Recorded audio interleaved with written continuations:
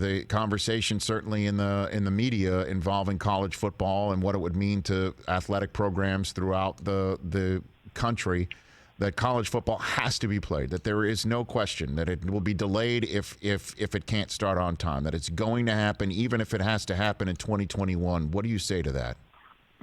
Well, my focus has been communicated on playing football as scheduled, but the real answer to that question is the circumstances around the virus are going to guide us. And kind of the background of the observations made is the financial issues. Yes. So unspoken in your question, but in the articles that inform the question as well, there's total collapse.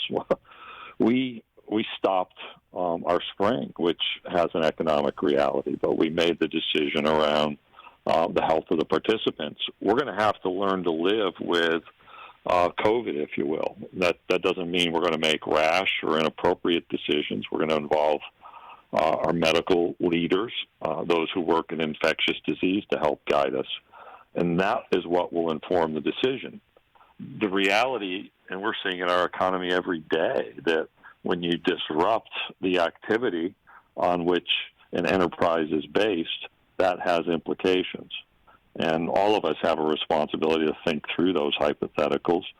But at the end of the day, we want to play football. I believe our participants want to play football. Our soccer players want to participate in soccer. Our basketball players want those opportunities. But we're going to take the appropriate approach. We're going to exercise the right level of care, just as we're doing now.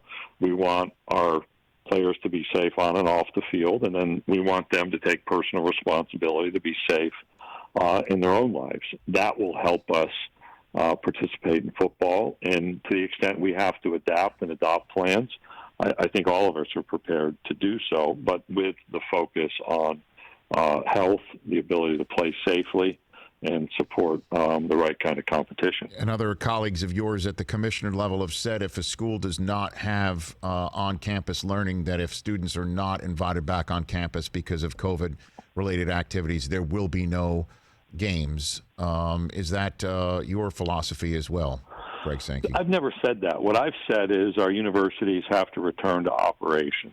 That's a threshold, and that's happening across our conference, and in many ways across the country. There will be some variance, as we know. This fall semester may not look like last fall semester. That's reality.